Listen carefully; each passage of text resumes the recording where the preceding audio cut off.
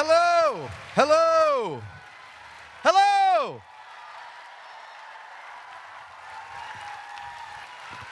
Hello!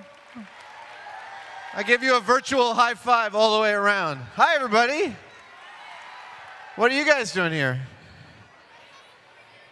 So, God, I love coming to this crowd. I think I'm going to spend the evening playing with some Arduino stuff. So you like my hat? I want to start by telling you a story about my hat. This is a replica of Harrison Ford's hat from Raiders of the Lost Ark. Yes, one of the most important movies ever. It came out when I was 13 years old, changed my life, gave me a new direction of the kind of action hero I fell in love with. And the same thing happened to a guy named Mark Kidder. Mark Kidder was a fan of Raiders, and he wanted a hat that was exactly like Harrison Ford's hat from Raiders. And he started to look at screen grabs, and he became very knowledgeable about how precisely that hat was made. And he started to notice something that no one else had figured out, was that he noticed that the hat from Raiders was actually a different hat and cut in a different way than all the other hats for the other two movies. Specifically, the brim was cut differently. It seemed to shape differently on Harrison Ford's head. And Mark Kidder tried to find someone who would make him a hat that was this accurate. And he couldn't do it. So he taught himself millinery, hat making, in order to make a perfect Raiders of the Lost Ark hat. You know, it gets better. He started a little company with a partner called the Adventure Built Hat Company. These are the makers of my hat. The Adventure Built Hat Company makes about 40 to 50 hats a year. They cost hundreds of bucks. They're totally worth every penny. They're made of the finest beaver felt that you can buy. They have a kangaroo hide brim. They are made precisely exactly the same in every possible way to the original Raiders of the Lost Ark hat. There is nothing more accurate. It gets better than that. When Kingdom of the Crystal Skull went into production, they put out a request for proposal to hat makers all over the world to provide hats for the new Raiders of the Lost Ark film. And Mark Kidder and his little company got the contract. So he went from fanboy all the way to the provider of the definitive Raiders of the Lost Ark hat. Yeah. Now, it gets better than that even, just for me personally, which is that I wore one of his early hats on the show. We did a Raiders of the Lost Ark myth with the motorcycle flipping. And so I wore my Raiders costume that I had, and Mark wrote to me and he said, you know, I noticed you're wearing one of our early hats. It's not quite accurate. Why don't you send me your measurements? And he literally had me measure my head both in the morning and the evening, because apparently your head size changes. And he custom made me this beautiful hat. Now, the story continues is because the person who did the costumes for Raiders of the Lost Ark actually turns out to be a friend of mine. I didn't know this. My friend John Landis, his wife, Deborah Nadulman, she did the costumes for Raiders. So she was the one responsible for the weird cut of Harrison Ford's hat. So I saw her last year in San Diego at Comic-Con, and I told her the story. And I showed her the hat, and she looked at the hat. And I watched her, the costumer who had chosen this look for Harrison Ford. She picked it up, she looked at it, she punched it out, she creased it, she put it on my head, and she looked at me and she said, I see you. I love that moment. So I want to talk about why we make. Things are amazing here. We've got 50,000 some odd people here at Maker Faire. There's a movement afoot. 10 years ago, if you were in engineering school, you could almost get a degree without ever having to build anything. But we are shifting back. People are getting their hands dirtier. Now, sometimes it feels like it's too late. Budget cuts are taking away all the quote-unquote, frivolous things in the high schools, like the drama club and the music department, and especially the shop classes. Yet, we have Maker Faire here. We have Maker Fairs all over the country. Dean Kamen's first robotics competition. Yes! 50,000 students Around the world, 2,000 teams building robots. Two things are happening simultaneously. One is that we are seeing a generational shift back to making. Maker Faire and Mythbusters and all the other people involved with this movement have ridden this wave concurrently with each other. The second is that it really seems like the shift away from making was more massive than anybody realized. We have a long way to go. We have to keep getting kids interested in making things and getting their hands dirty and getting them into their world. But I'm not going to talk about how. I'm not going to talk about how. We are all part of how right here. I wanted to talk about why. So a few months ago, I was talking with someone about how to get kids interested in making things. And we were talking about what is the impetus that gets people interested in building something for themselves. You know, toys are cheaper now than they ever were before, and they're smarter, and they do more things. In the toy industry, so many toys do what they call play themselves. You actually turn them on, and you just watch them, and the toy does all the work for you. And we were talking about what that impetus is, and I sent this guy to a link at a forum I frequent where people make and collect movie props. The Replica Prop Forum. And one of the big things that people are doing on the Replica Prop Forum right now is everyone's making Iron Man armor. Everyone wants to be Iron Man. But Iron Man armor costs a lot of money. For a full set of fiberglass Iron Man armor, you could spend between $3,000 and $8,000. Nobody has that kind of dough. However, you can take a 3D file of Iron Man and his armor, and you can run it through a program called Pepakura, and you can build it yourself. And I sent him this link of this kid in the Philippines who had painstakingly built this paper model of Iron Man armor, which he then painted with epoxy resin, coated with Bondo and fiberglass, and sanded smooth until he could wear a full set of Iron Man armor. It took hundreds of hours of his work. I hear Tesla coils spinning up. Hundreds of hours of work, and I sent him this link, and he said, wow, it is so the long way around, which is true. It is the long way around. And then he said, it'd be really great to get them to build their own things rather than the things that pop culture feeds them. Yeah, wait a second on that clapping. I had a kind of a visceral response to that comment, because I felt a little bad. I am exactly these people. I'm making two different sets of Iron Man armor right now.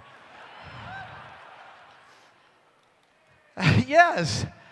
You know, is there a difference? I'm not sure that dichotomy between making your own things and the things pop culture feeds you is in fact a real dichotomy. I don't think those two things are different.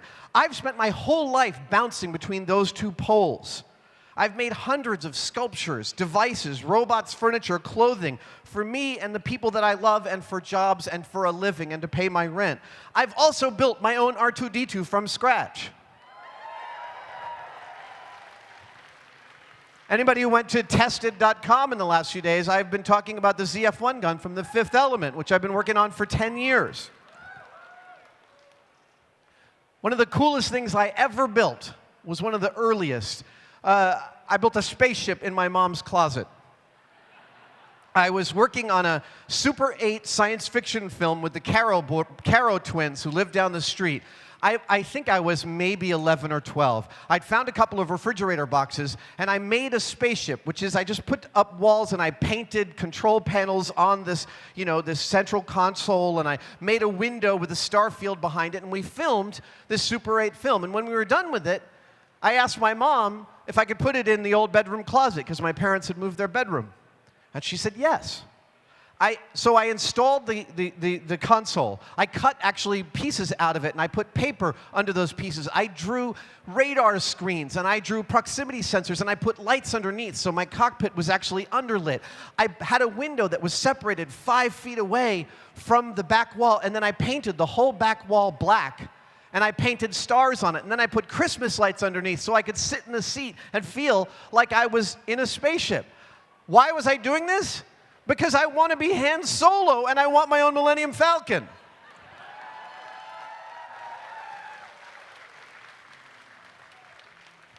I sat in that thing for hours.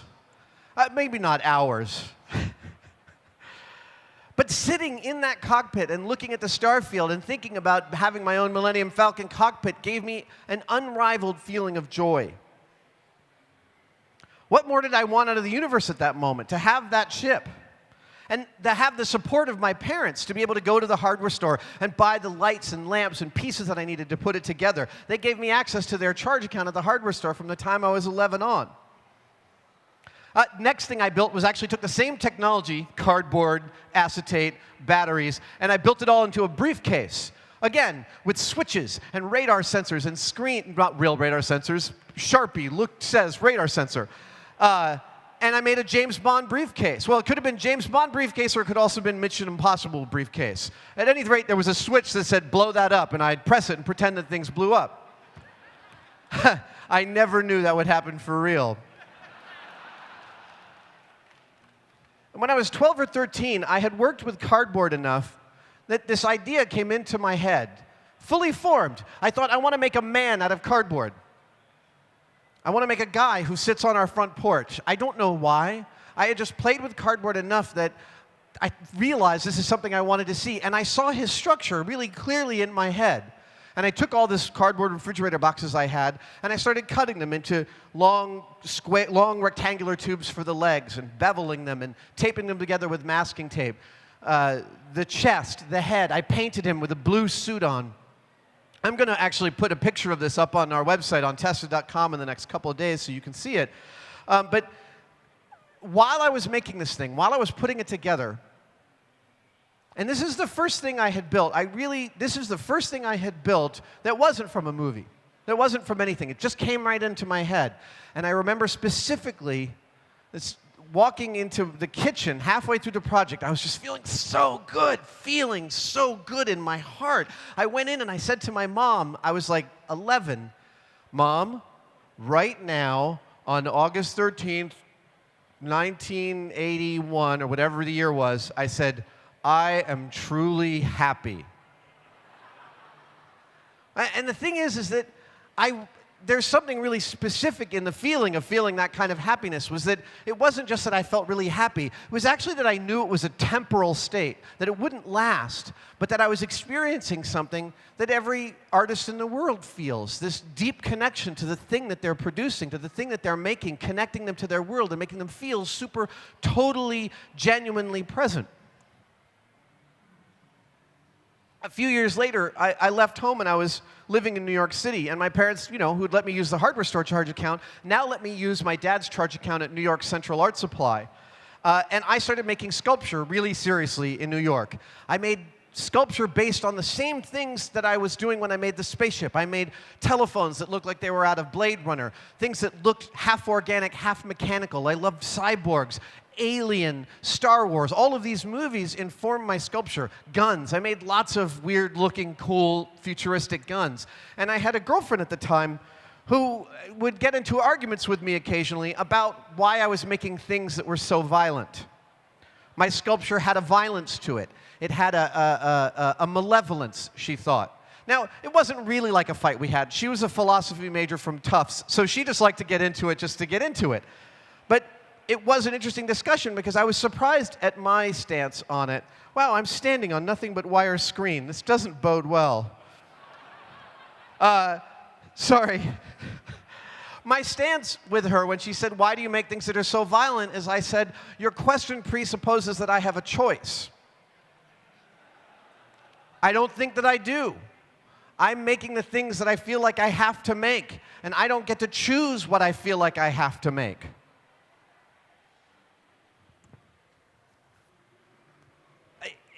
Even at that age, I understood that I was tapping into something. Call it collective unconscious, whatever you like. I knew I wasn't just making things in the void. I was having a conversation. I was having a conversation with the world around me, the world that informed me, that shaped me, that helped me understand the kind of person that I wanted to be. I was talking to my culture. It's a real conversation. And it happens way under the level of normal person-to-person conversation. And notice I said culture, not pop culture. Now, the whole dichotomy between culture and pop culture was erased a long time ago, and better and smarter people than me have written about it, so I'm not going to waste a lot of time on it here. It is a false dichotomy. I built and participated in the building of amazing things from scratch. Again, robots, galleries, theater sets, props, furniture. But the love of the objects themselves, this child's desire for the impossible toy seen in the movie, seen in my head, and wanting to make it fleshed, make it something that I had and I held, and that made my day better because it existed, that want of those things and the teaching myself how to make things in order to have those things is the engine of everything that I have achieved in my whole life up till now. So I hold this as a kind of a manifesto. It doesn't matter what you make, and it doesn't matter why. The importance is that you are making something.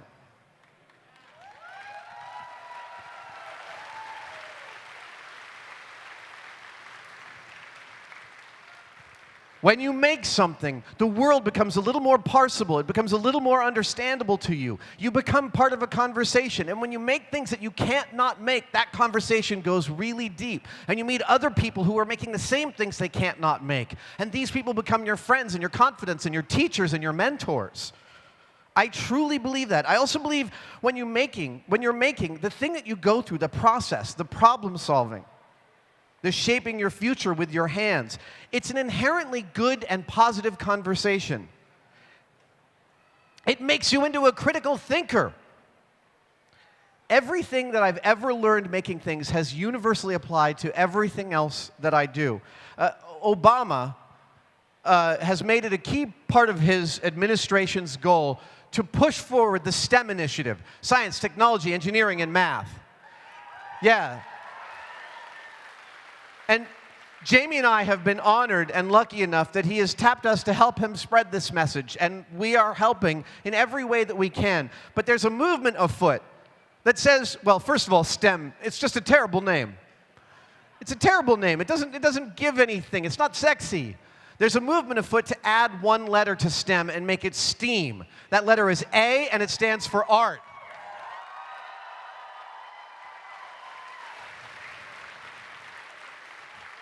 Science, technology, engineering, art, and mathematics. Art is where it begins. Art is the original mover. So I say make. But more than that, make what you want. It starts with what you want to have. When you want to learn something, you'll make it better. I get asked a lot, how do I learn how to weld? How do I learn how to do electronics? And my advice is always the same. Choose a project.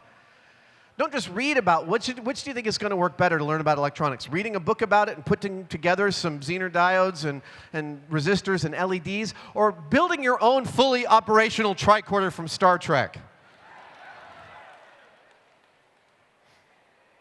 When you have a final goal, whatever that goal is, you are more likely to finish. You're more likely to get through that point in every project when the thing you're building is kicking your butt and making you really mad because you're failing.